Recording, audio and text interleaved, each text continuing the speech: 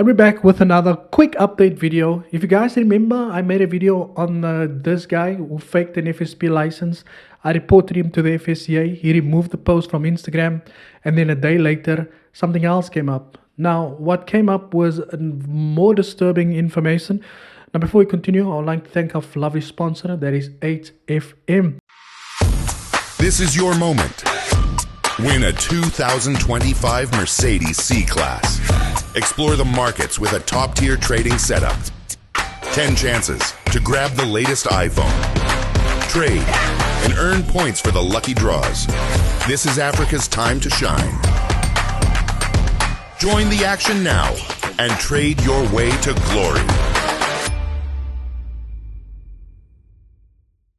Now, let's get into the information, right? So, somebody sent this through and they said that that guy got a warning from the FSCA. And I'll explain to you why none of this is true, right? Firstly, I've already made a request, not a request, I reported this to the FSCA also because I'm not here to just talk, right?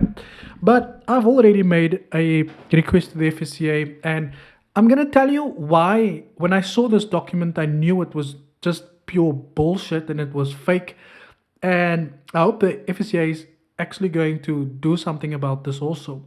Now, the first thing about this document is the format in which it's, just looking at it, the format in which it is completely wrong. The second thing is that number 9 is missing, and one of the other things is that the FSCA never put their information on a PDF. It just doesn't look like that. The alignment on this is gone. The date is missing, and there's normally a red thing in there that's also missing. Now, this document is supposed to be a warning from the FSCA to him. The first problem that I have is we're going to take a look at this document, right? You can see the layout of this document versus the layout of this document, right? Let me just remove this. Versus the layout of this document. This document is then original from the FSCA. This one is a made up one from the FSCA. Now, you can clearly see that it says here FSCA press release. Now, a press release is a document that is made available to the public. It's for the public. This document has never made its way to the public. This is not a press release document because you can't find the document anywhere. It was never posted by the FSCA at all. So this is another fraudulent document that he came up with, that he decided that he was going to put out there for people to see. It says here, warning notice, unauthorized. Now the first 2 red flags is it's missing this red bats over there, top employed, and there's no date in which this was issued, right? The third one is, we are going to talk about this is the format, the text format. That says your warning notice, unauthorized financial services and account management activities.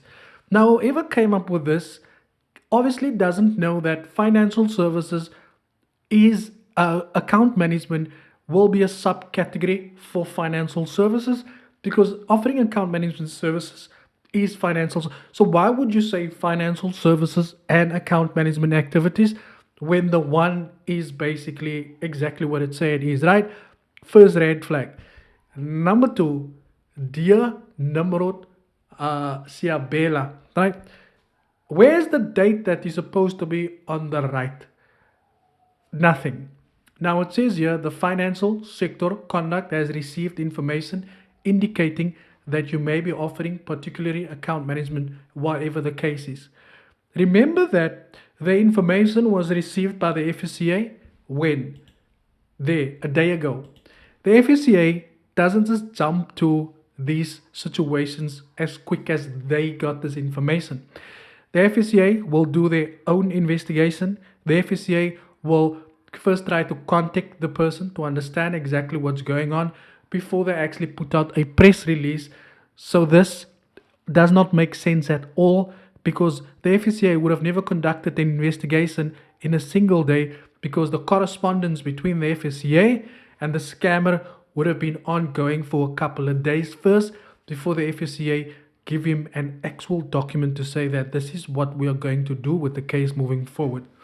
Firstly, There was no account management activities. It is a fraudulent document that was created. And for that, they will hold him liable on that also. Now, here's where things get a little bit twisted. Number one, regularity requirements. Now, how is number one the regularity requirements, and number two is in terms of the Phase Act? Number one should have said regularity and requirements as a subject, and then that would have been a a sub for regularity requirements. This should have been a bullet point to say that in terms of the Phase Act, any individual or entity that provides, so that telling you that regularity requirements and number two in terms of the phase, because you remember in terms of the phase makes a reference to number one, so that becomes a subcategory for number one. Number two is supposed to be a subcategory for number one because they're making a reference to number one. That's the second thing. Account management and trading signals. Now, the FSCA would have never directed to tell you that. They'd have probably said financial related services, or that you're offering financial advice.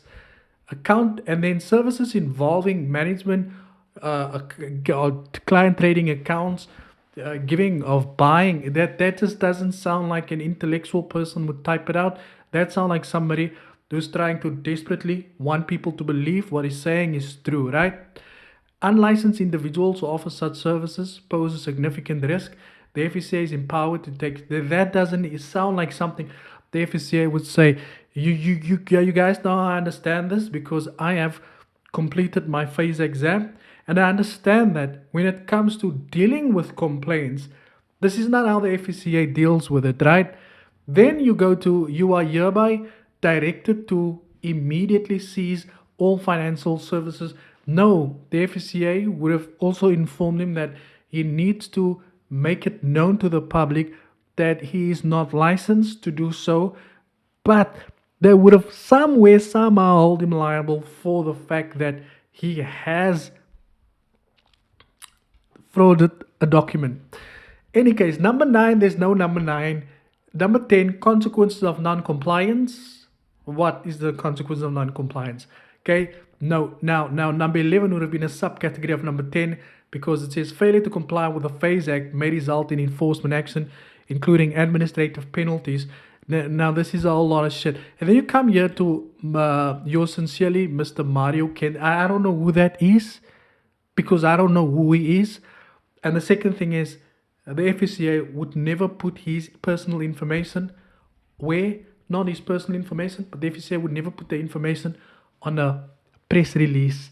Why? Because press releases has got general public information that allows you to reach out to people, and the footnote on a document like this is directed at the heads of those at the FSCA.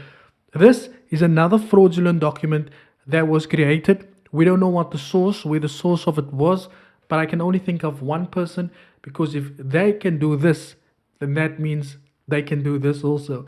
In any case, guys, I'll see you guys in later today. Thank you for your time, and as always, be careful. Cheers for the years.